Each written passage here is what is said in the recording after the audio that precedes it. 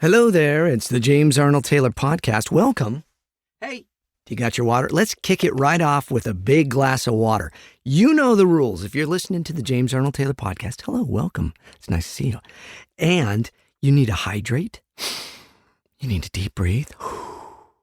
You need to relax and go, I'm in a good spot right now. I'm going to be entertained for a little while. I'm going to take in a little of James's life and the people he's talking to. As I'm talking to somebody today, as you'll hear. And everything's cool. We are here at the JAT Fellowship. We are here to relax. Let's drink some water. Hey, Mr. Announcer Guy, do that. Yep, there you go. You know what I mean. It's time to drink some water. That's good water. That is good water. Welcome to the James Arnold Taylor Podcast. And Mr. Announcer Guy, while you're here, why don't you just introduce the show real quick? Yeah, man, totally. Cue that music, Jerry the Music Man. You got it, Mr. Announcer Guy. And away we go. Ooh, he's getting fancy. Ladies and gentlemen, children of all ages, it's the James Arnold Taylor Podcast. Talking to myself, the JATcast man. On today's show, JAT interviews his good friend, Tom Wilson. And now, here he is, the same guy that's doing all the voices you're hearing, including this one, James Arnold Taylor! Thanks, dude. Yeah, man, I can't wait to hear Tom. Okay, so here's the deal. A few weeks ago, I had the pleasure of doing a Comic-Con with my good friend Tom Wilson, and he said, you should have me on your podcast. I love doing my Tom Wilson impression. I know he probably hates that, but you know, imitation is the sincerest form of flattery and all that. He said, James, I would love to be on your podcast. I said, oh, well, that's great, Tom. So Tom is going to be on the show here. I've broken it into two parts, as I've been doing with the interviews, because, you know, we talk for a long time, and then I like to kind of put it all together and give you some perspective and make the show not too long. So for you now today, part one of my time with my dear friend Tom Wilson, the actor extraordinaire, artist. He's an author. He's a producer now. He's the producer, director, editor of his own new documentary that he made that is on YouTube. We're going to talk about it there in the interview. But he made this, and we recorded this when it had just come out. It had come out like a week before. And within a week, he had over 50,000 views on this thing. It is fantastic. It's about an hour long. Go to Tom Wilson's YouTube channel, find him, and watch it. Of course, I'm sure all of you know, because I've interviewed Tom before on my YouTube channel and such. Tom is an incredibly talented actor, but most notably known as the character of Biff from Back to the Future.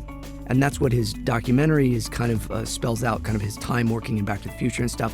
Tom and I don't really talk about Back to the Future much when we are together, if at all. We've been friends for probably about 20 years or so now, maybe a little longer.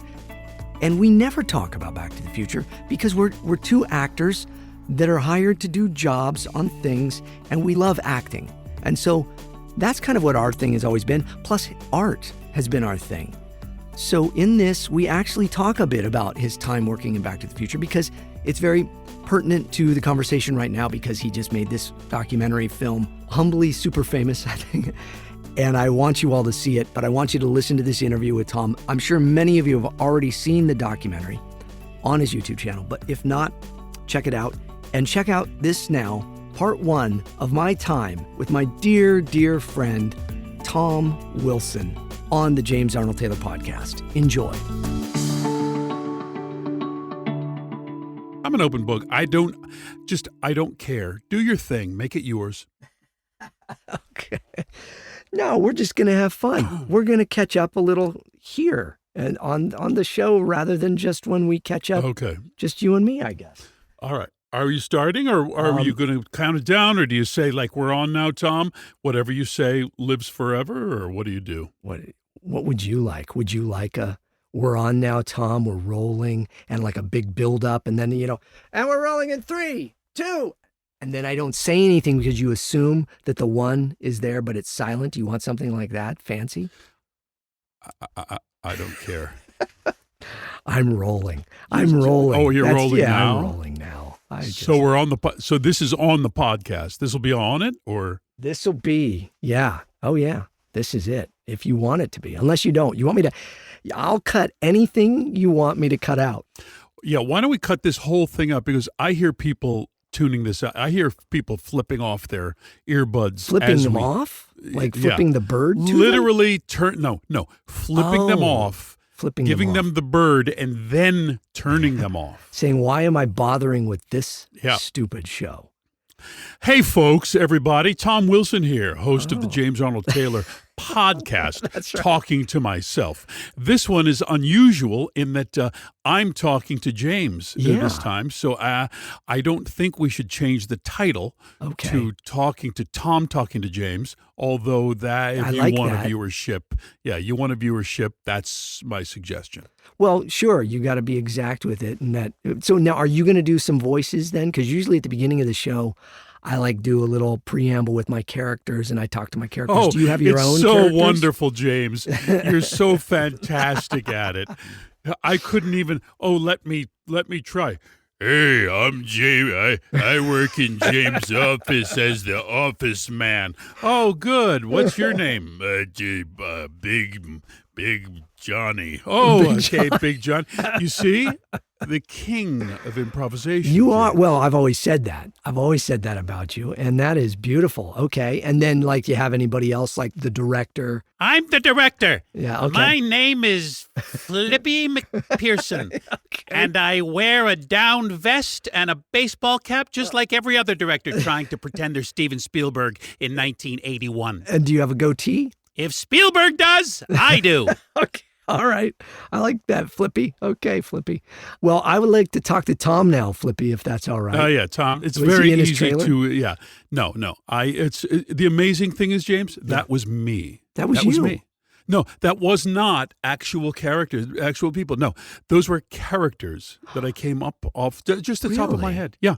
It's amazing. I know. Sometimes it's scary for people that it's so real, that it's such a different. I could swear that there was a director, but no, it's immersive. It was me. Is what it is. It's immersive. And anytime I have time with you, Tom Wilson, it is an immersive experience, whether you like it or not. Yeah, people find two immersive experiences in their lives: swimming and being around me. Okay. Well, thank you for being on the show. It's been a while. I did a show called the JAT Show, a video show on my YouTube, and you were the first guest. And I only did 2 episodes, so you were kind of like, it was amazing. I actually opened and closed your show, and I only hope, James, that this is a barn burner of a podcast that's just bite your nails excitement as it was on the JAT Show. The thing about the whole podcast with me is, you started it all, really, because years ago you had your podcast, Big Pop Fun, and then you asked me to be a guest, and I was a guest on it a couple times, and then you asked me to sit in for you, like Jay Leno would, or other people. You said David Steinbrett, I think was who when you I referred to. see you, I thought Joan Rivers. Joan Rivers on the Tonight Show. Because when I see you, I think Joan Rivers. Sure you do. Yeah. Okay. Yeah. I think that's a compliment. Probably not. Okay. But so you really were the reason for me to be inspired to podcast, but you're the reason to inspire me to do anything, whether it's painting or acting or anything. See, look at this. It's very kind of you, Building James. you up. I came on early in the podcast thing. Yep. The interesting thing about podcast is that you've done very well, which is a certain transparency about your life, which I think audiences now are demanding, especially in an intimate situation like a podcast where we're talking to people really through their earbuds in their car, as they do the things in life. So it was, I was early on in it. But the Nerdist Network took me on. They loved you. They loved me for a while, but then it just wasn't for me because I'm good at talking about my life and making a story about this, but I'm not necessarily comfortable with it. See, that's interesting because there is a big disparity between those then, isn't it? But I don't think we think of that. You could be really good at something, but it doesn't mean you feel comfortable in your own skin doing it. Right. Consistently, being self-revelatory Yeah. in a way that is uncomfortable. Now that makes for great art, right? Sure. That, you have to show yourself. But to be showing yourself in private, personal ways Yeah. every week, over and over and over and over, was something that I just I don't think I was good at. It made me uncomfortable, and I just wasn't very good at it. Well, I'll say you were good at it because I listened and I loved it, but you weren't comfortable with it. But I think people enjoyed it. You did over 100 episodes, which is admirable. I've still not even done over 100 episodes. I've been doing this show for years because I take a break and I come back and then I take a break. But you did over 100 episodes, Tom Wilson. That's amazing.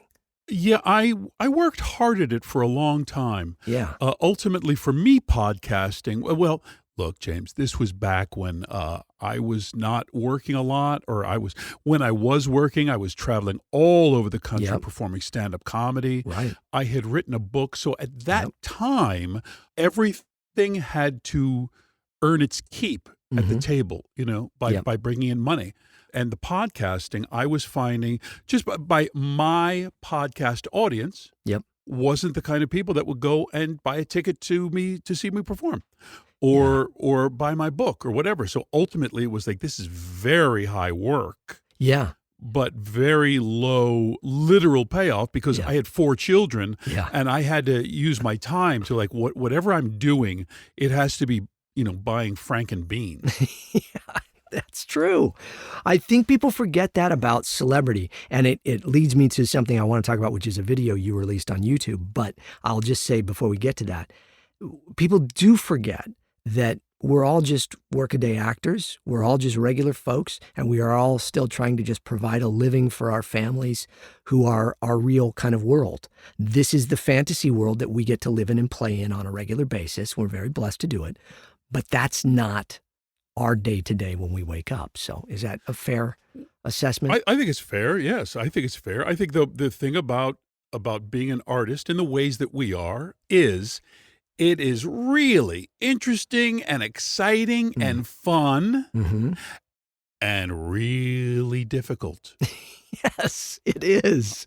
It's hard to do. I mean, it's hard to do when you decide, not only do I think I have a talent at this, at acting, at writing, at stand-up comedy, but I'm going to not go work at Home Depot or Trader Joe's. I am going to do this to make money, to buy food and a roof over me. All of the gas that goes in my car comes out of funny stuff and acting stuff and everything. And that's hard. As everyone knows, look, making a living in any way is hard. Yeah. So, but when you decide to do it by performing, by writing, by doing the kinds of things that I have done in my career, hey, you better get up in the morning and go work. Yeah. And sometimes you're not excited to do that. When it's just like anything, I think everybody thinks everything we do, we're excited and thrilled because it's exciting, it's glamorous. And some days you're like, I don't want to get up at 4 a.m. to go work on a Soderbergh movie, which, I mean, you've had the honor of doing those things, but at the same time, that's a grind. And then be away from my family and all of these things, right? Right, because you have to work. That's why they call it work. Work. It's actually work. You have to get up and feel, yes, I would love to wake up at 9:30 and sort of putter around, maybe go to a coffee place and just kind of talk about ideas. Yeah. And talk about, I'm thinking of doing a movie like this. Well, those guys, I don't, either they've done very well in the stock market or daddy's picking up the tab or something, because I was always like, guys, I just don't have the time to do that because I have to go work. Right. Yeah. Wow. Well, so, okay. I am really, really excited about what you did this last, it has been about a week now. You released another video. You've had a successful YouTube channel for many years, and you put stuff out, and you were putting things like you and I, we do this. We go and have lunch and we talk about it. Should I make a video? I'm going to make a video. I'm not going to make it. I'll put a video out. I'll just do it. And then you put these videos out and you'll be like, James, I put a video out. Yeah, take a look if you want. I don't think it's great. And then I'll watch it and I'm crying, or I'll be like, Tom, this was amazing. You are a true artist in every sense. You're a photographer, you're a painter and all of that. All of that comes through when you shoot a video and you put it up on your YouTube channel. I don't think you realize that. But the artistry that's in it, in your composition of shot and everything, but then what you're doing as a storyteller. And you did a documentary. And it's crazy. You put this documentary out on your YouTube channel for free. Everybody can see it. It's got, I think, probably 50,000 views right now within a week. And it's just a brutally honest look at you. Is that a fair assessment? I think it's a very fair assessment. Okay. I just tried to be an open book about something that is very, I mean, it's specific to me, and it's very personal to me. And honestly, I made it for people to enjoy. I hope they enjoy it and find it interesting. Seems like they certainly have. Yeah. But really, I've made it for my my children and grandchildren. I've made it for my grandchildren 35, 40 years from now, because some of them might be interested in their grandfather, who was like, well, he was in that. I know it was a big movie, Back to the Future, and he was an actor in the movies and all that. But I'm not sure. Well, they can watch this. Yeah. And see me being as honest as I can be about it, trying to make it into a piece of art. I used YouTube and all of the social media, as all performers do, to try to sell a ticket to a show, to try to sell a book, to try to get people interested in me, casting me in a movie, and whatever. So I was very early on. My video on the Back to the Future song, the question song. Yeah. Was one of the earliest YouTube viral videos. Yep. And I was doing videos back then. It was a slice of life video. It was like vlogging, but it was very stand-up comedy centric. It was me going to the club. It was me bringing the camera out onto the stage. Right. Because in the videos, I to a great degree in vlogging, I was saying, hey, I'm sort of a funny guy out there. I know you know me from that Back to the Future movie, but I'm also available coming to your city to do a show. So come out and buy a ticket and everything. So I didn't find that successful, but I did it for a number of years, making a lot of videos that you can find on YouTube. Then the lockdown happened, and like so many people, I was out of kind of everything, James. I was out of a job. Yeah. I was out of show business, it felt like. So I just started doing a little more personal videos, sharing parts of my life. What happens after you quit showbiz. Yeah. This particular one began at the Improv in LA. I just wrote out, I was talking to some people, and I described myself. I described my own fame, because they're saying, oh, you're in movies, you're famous. And I said, well, no, not really. I'm famous, but I'm too famous because of Back to the Future, but I'm not famous enough because I wasn't Michael J. Fox so it's this weird state that I'm in where I'm famous and too famous and not famous enough all at the same time, all in front of everybody, wherever I go. So I said, that's interesting. So I wrote down on like loose leaf paper, with a pen, just wrote it out. I'm famous and I'm famous, and trying to describe what I mean by that. Right. That night, I brought it to the Improv on Melrose in LA. I opened my show with it, literally reading it off the loose leaf paper. Wow. While I signed headshots from Back to the Future, promo shots with a Sharpie. Yeah. And while I was reading this thing on loose leaf paper, I was just signing these photos and throwing them into the audience. It bombed. It bombed like nothing I can ever. Get out of here! Like, no, it was. I don't remember.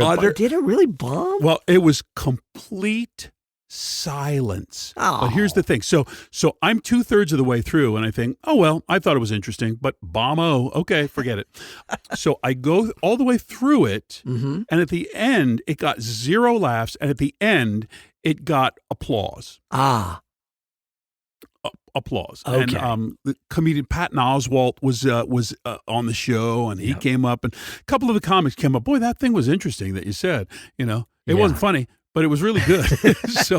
So that became the basis of a thing that you read a few years ago now, but that you read of a series of monologues about being that guy from The Thing, about playing Biff and Griff and Buford Mad Dog Tannen in all of the Back to the Future movies, and what that has, what it's meant to me, what it's done to me. Right. Interesting aspects of being that famous guy from The Thing.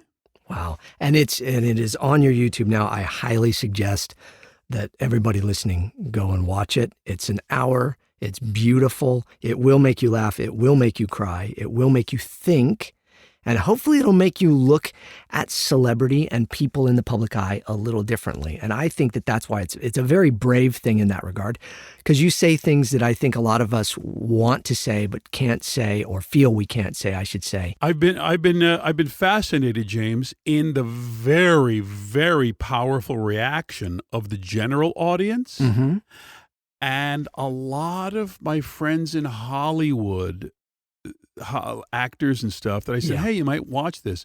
I've received zero reaction so far. Zero reaction. Zero. Except a couple. Mark McClure. Yeah. Mark McClure played Jimmy Olsen. Right. In the Superman movies with Christopher originals, Reeve. yeah.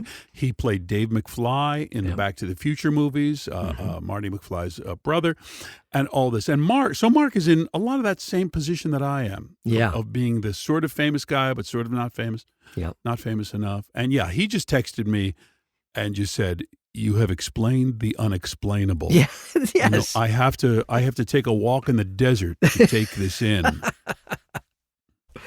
Yeah, I would agree with Mark. I think that's great. But the other thing to remember, the other sideline of this that is not in yours because you're not one of these people, is most people in showbiz are very self-centric.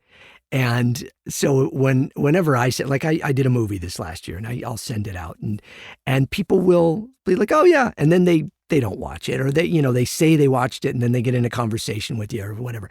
And so I think if you send this, maybe people just haven't even seen it yet. That's the other maybe thing. that might be. So many of those things you get, I can only imagine the eyeball rolls that I must get with texts that I send and things that I send to people. So yeah, maybe they're putting it off. I think though it's very personal. It cuts very close to the bone. Yeah. It's very honest about the situation that I find myself in. My children are in it. You tell some very personal stories. I mean, you tell the most personal of personal stories because you talk about the loss of your mother and the experience you had immediately thereafter. I don't want to give anything away, but the amount of personal things, and then your family, your children speaking, which by the way, well, I can wonderful. tell the people that that my mother, I was in the room and my mother had died, and everyone left the room eventually, and I was there with the body of Mom, and I'm praying for Mom. I'm having a quiet moment with Mom, and the nurse comes in. Anyway, to make a long story short, the nurse has to mention Back to the Future. Yeah, like, you're that guy from Back to the Future, right? Yeah, and so many people are up in arms about that scene. And so how dare someone? And of course, a part of me telling that story is kind of how dare someone. But really, the impetus for me telling that story is, this is how powerful our screens are. Yes, that is the point. Because, obviously you wrote an amazing book, The Masked Man. But I think that what you really got to touch on in this video and the way that you did it, if somebody's really paying attention, they're going to see that you're saying this is the power that is beyond us with this technology, with the zeitgeist, everything being out there in there, is that it's beyond this person that was saying these things that shouldn't have been saying. They can't help themselves. They that's the point, is they can't help themselves. It is something that is more powerful than the human being has the power to fight off. Right. The ideas of fame. And of course, fame has always been something to deal with from all people. I mean, Meriwether Lewis of the Lewis and Clark expeditions in the early 1800s, one of Thomas Jefferson's friends, ended up killing himself because he was the guy from the Lewis and Clark expedition. Right. So people have been dealing with fame in unhealthy ways, of course, like that, Yep. for many, many, many generations. So yeah, And yeah. instead of getting, look, people get drunk about it. Yeah. People get on drugs about it. Mhm. I know that we have to be careful about how we say these things over the internet. Right. So, but you know what I'm saying when I'm saying they unalive themselves. Yes. Right? That's what people are saying now. They lose their lives in this way when Yeah. they're too famous. Yeah. They lose their lives in this way when they're not famous enough. Mm-hmm. There's such a powerful longing Mm-hmm.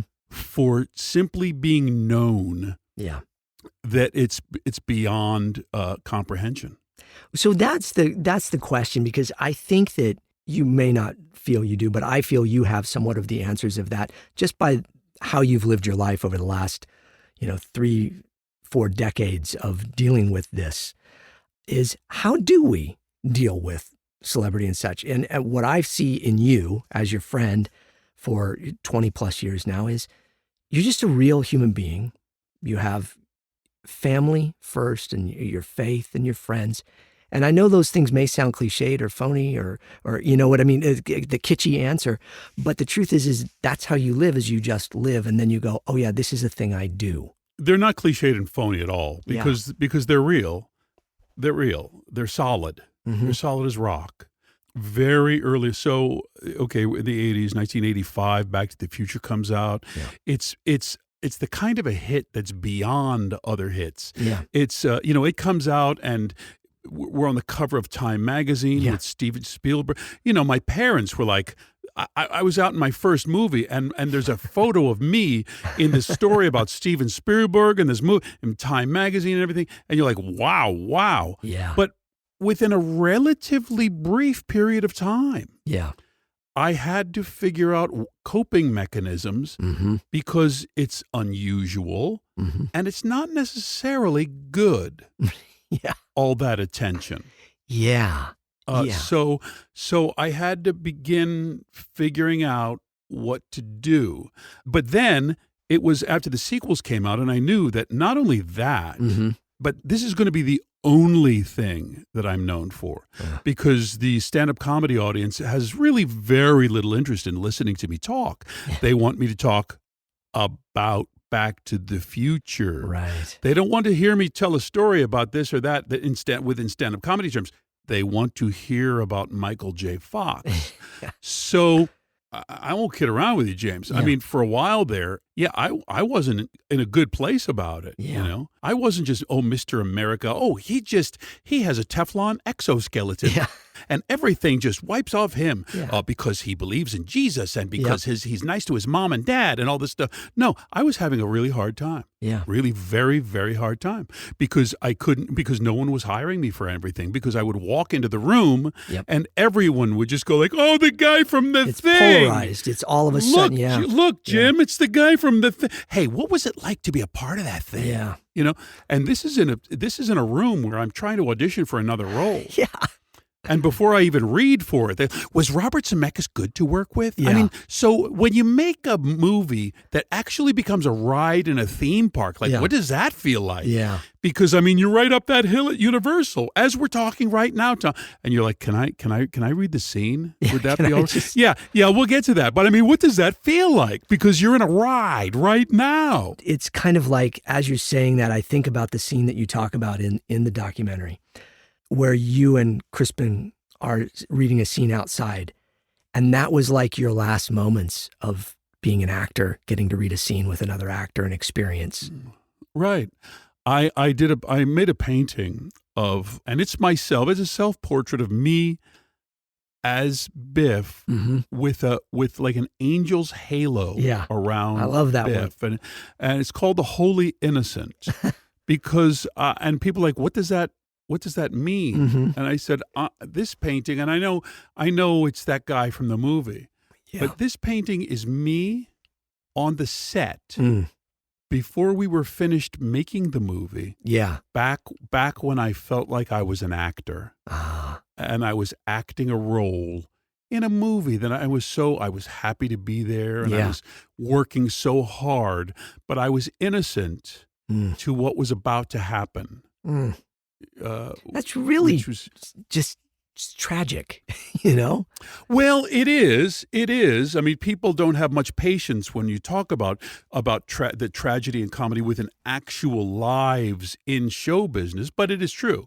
But it is true. And as I said, for those of you, I mean, people lose their way about this. Actors and a lot of and comedians that I know, and so I'm talking from a place of great experience in knowing so very, very many people. I mean, a lot, folks. Yeah. Who haven't made it to where we're standing now because it messes with your head that much. Yeah. It messes with your head. So back to that point when I'm confused and I'm upset, and man, I can't even quit showbiz and go work at the grocery store, because if I apply the grocery store, they're going to go, but you're the guy from the thing, you know. I tried to be a writer in sitcoms, and I'm a funny guy. Yes, I was a comedy writer for many people. Many people. And so I wrote these comedy, they call them spec scripts for a show, and a couple of friends were writers there. And ultimately it comes back like, Tom, you are great. The scripts are funny and great. But here's the thing. Nobody can have you in the writer's room. We can't have you within the production of a sitcom because you're a movie star. Yeah, they can't. Because it's like, oh, it's the guy from the, then it makes everyone uncomfortable because you're like too famous to be there. Yeah. So we can't hire you. Yeah. So that kind of stuff. Anyway, but here's the flip side. Here's the ray of light. Okay. Okay. It's one of the great things to ever happen to me, because it shook me to my core in a way that a lot of people don't get. People get shaken financially, and I've been shaken in that way. Sure. But few people get shaken to actually their fundamental identity. And my fundamental identity was, I am a child of God. I'm a follower of Jesus. Right. I'm the son of my mother and father, who are great examples to me of kindness and character. And that's how I've tried to live my life. And I think I make mistakes, but I think I'm doing okay at being a man of character. And I'm an artist. And I have to come to a great, great level of confidence in myself as an artist. Because if I make anything now, the first thing someone's going to say is, oh, you in that painting? Oh, you should put a DeLorean in there, like flying through the sky. I mean, and James, that's what they actually said. Oh. They would actually say that. You know? Or coming onto the stage as a stand-up comedian, and I've got all these jokes and songs, and people just right off the bat, Butthead from the audience. So I had to come to a place of utter confidence in myself and my artistic core, confidence in my faith, confidence in my family, the love I have for my parents, my wife. I was married at the time with 2 small children. The first one I didn't have children. I was engaged to Caroline. Yeah, you know, before the first movie, I got engaged. I was working as a comedian, and I was on commercials and sitcoms, and like, well, honey, let's get married. Will you marry me? But I'm sort of a bum, and I don't know what this life is going. And then it's like, dear God, if I'm supposed to stay in show business, something's got to happen, because I'm about to bail. And 2 weeks later, I got cast in Back to the Future. Wow. So I knew it was for a reason. It's been an amazing adventure. It's been a costly adventure. Yeah. It's been I suppose a worthwhile adventure, but there's a lot to it. Yeah. A lot to it.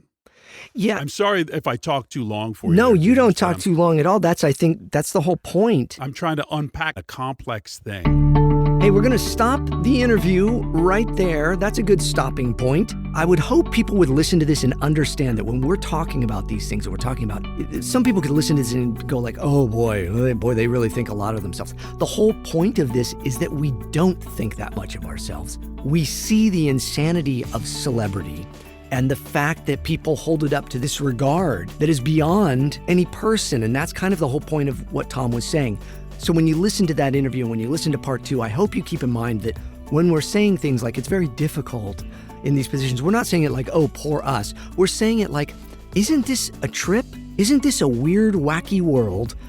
And we know we're very blessed to get to do the things that we do and love the things that we do, but also that there are a lot of things that come along with it. There's a lot of baggage that comes along with being famous or with being almost famous. And so I hope that we're shedding some light on it. I hope you find Tom's candor enlightening, because I find it that way. I think it takes you off guard how honest he is about celebrity and dealing with it, because he's in an extremely, extremely unique position, as he said in this, of being this person that was in something that was so big, that was beyond him, and yet he can't really benefit from it other than to make people happy and say, yes, I was this, okay, and sign a DeLorean, as he would joke, or something. But there's really not a lot that can be done outside of that within his life and career, because the film Back to the Future was bigger than him. And that's basically what he's been saying. I'm repeating it all now. I'm fascinated by my friend Tom Wilson. Next time we will do part 2. Come back and see me next week. And Mr. Announcer Guy, do that legal mumbo jumbo. Talking to Myself, the James Arnold Taylor Podcast is a production of Yumigo Inc., recorded at JAT Studios. Engineered, written, recorded, and produced by, you guessed it, James Arnold Taylor. All voices are parody and should be construed as entertainment only. All music and sound effects used with permissions and licenses through Backtracks, Digital Juice, Production Tracks, and Partners in Rhyme. James Arnold Taylor's Talking to Myself, the podcast. Copyright 2024, all rights reserved. Thanks, dude. And thank you, Tom Wilson, for being my guest. Part 2 of my time with Tom is coming up next time on the James Arnold Taylor Podcast. Goodbye.